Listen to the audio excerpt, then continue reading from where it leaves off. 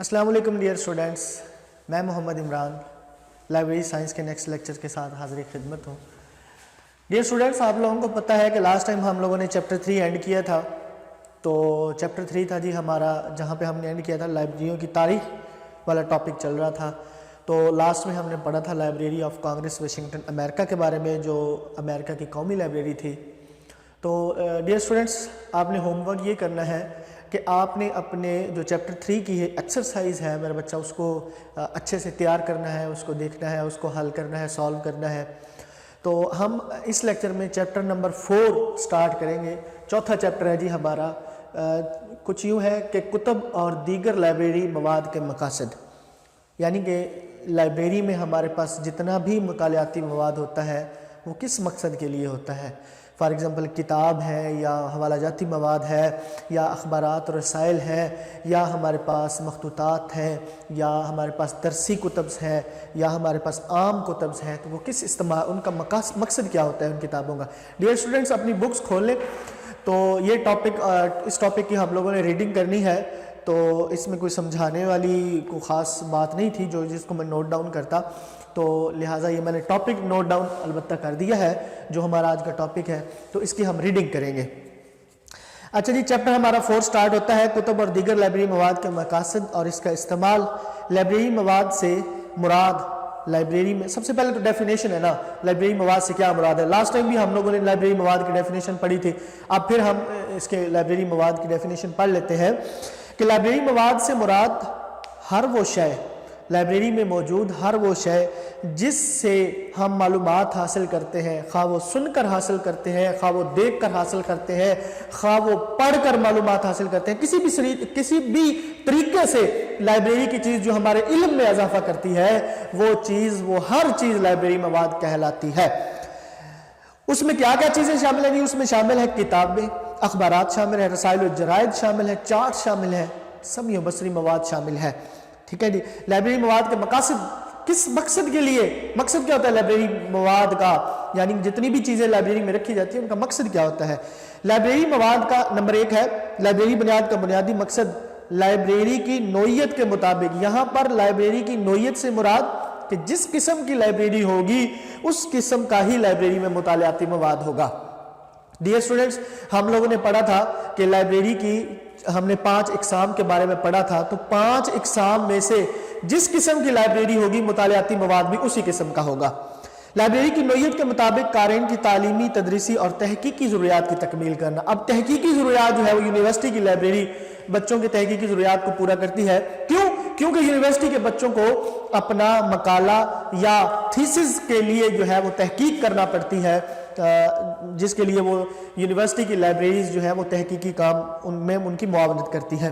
Number 2, कारीन को उनके इस्लाफ के अलूम से शनासा करना है कि जो पढ़ने वाले हैं, कारीन हैं, यूजर्स हैं, उनको बताना है कि हमारे बुजुर्गों ने किस किस अलूम की किताबें लिखी हैं, हमारे बुजुर्गों का लिखा हुआ इल्मी सरमाया कौन कौन सा है, तो इससे तारुफ करवाना है। नंबर 3, मुताला और इल्म के फ़रोग़ से शरअ ख़वानगी में इजाफा होता है, यानी कि अगर कोई बंदा, कोई यूज़र आके लाइब्रेरी को इस्तेमाल करता है तो मुआशरे में पढ़े लिखे लोगों की तादाद में इजाफा होता है। ठीक है जी। तो अब मुआशरे में पढ़े लिखे लोग बढ़ जाते हैं। आगे जी नंबर 4, हालात हाजरा से अवाम को बाखबर रखता है, यानी जितना भी लाइब्रेरी मटेरियल है, जितना भी लाइब्रेरी का मवाद है वो आवाम को मौजूदा हालात से बाखबर रखता है। नंबर 5, इस्लाही मवाद कारीन को मुआशरे का मुफीद और बाइज़्ज़त शहरी बनाता है, यानी कि कोई भी बंदा है, बुक्स पढ़ता है, उसकी स्टडी करता है तो उसको पॉजिटिव बातें सीखने को मिलती है, मुस्बत बातें उसको सीखने को मिलती है, जिस पे वो अपनी अमली ज़िंदगी में अमल करता है। और जब वो अमल करता है तो वो मुआशरे का अच्छा शहरी बन जाता है, अपने हकूक़ व फ़राइज़ से वो आगाह हो जाता है और वो अपने हकूक़ व फ़राइज़ भी मुआशरे में बजा लाता है, जिससे मुआशरा जो है वो ऑटोमेटिकली तरक्की करता है। नंबर आगे नेक्स्ट है जी कि अवाम के जमालियाती ज़ौक़ की तस्कीन करता है।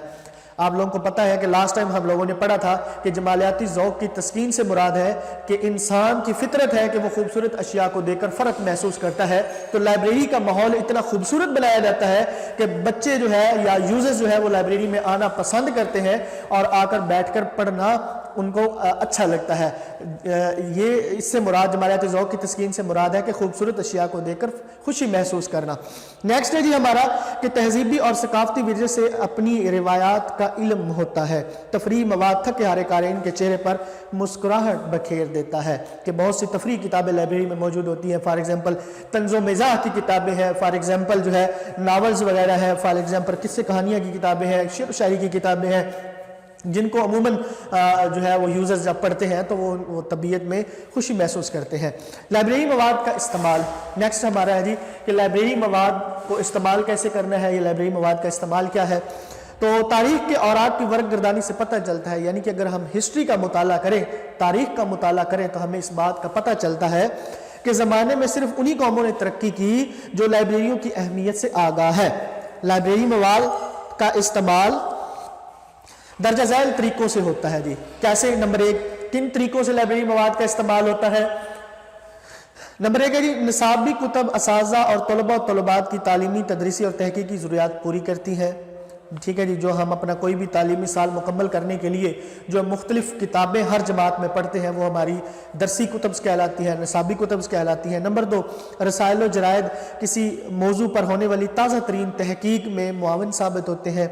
نمبر 3 اخبارات کے مطالعے سے تازہ ترین خبریں, تجزیے اور معلومات کا علم ہوتا ہے. عام کتابیں قارئین کی دلچسپی کا باعث بنتی ہیں اور انہیں تفریح فراہم کرتی ہیں. آپ لوگوں کو پتہ تھا کہ اب میں نے بتایا تھا کہ عام کتابیں کون سی ہوتی ہیں, کہ حوالہ جاتی اور درسی کتب کے علاوہ جتنی بھی کتابیں ہوتی ہیں وہ ساری کی ساری حوالہ جاتی مواد کہلاتی ہیں. کسی ملک یا علاقے کی جغرافیائی صورتحال اور فلکیات کے بارے میں جاننے میں نقشے مدد دیتے ہیں.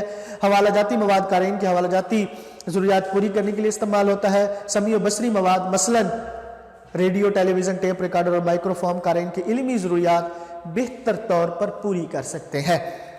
نیکسٹ ہے جی ہمارا کہ عصر حاضر کی اہم ترین ایجاد کمپیوٹر سے انٹرنیٹ کے ذریعے قارئین گھر بیٹھے معلومات حاصل کر سکتے ہیں اور مطالعاتی مواد کا مطالعہ بھی کر سکتے ہیں. اس طرح لائبریری مواد اب زبان و مکان کی قید سے آزاد ہو گیا ہے, یعنی کہ لائبریری ایک کمرے میں بند کتابیں ہی نہیں رہی بلکہ اب لائبریری مواد جو ہے وہ آن لائن انٹرنیٹ پر بھی اویلیبل ہے, کہ کوئی بندہ فزیکلی جو ہے وہ لائبریری نہیں آ سکتا تو وہ گھر بیٹھے بھی اپنے آن لائن سورسز سے, موبائل انٹرنیٹ سے یا کمپیوٹر انٹرنیٹ کے ذریعے وہ گھر بیٹھے بھی لائبریری کا مطالعہ کر سکتا ہے. اسٹوڈنٹس یہ تو تھا ہمارا آج کا ٹاپک, لائبریری کتب اور لائبریری مواد کے مقاصد اور لائبریری مواد کا استعمال. انشاءاللہ نیکسٹ لیکچر کے ساتھ آپ اس کے ساتھ حاضر خدمت ہوں گے. تب تک کے لیے اجازت دیجیے.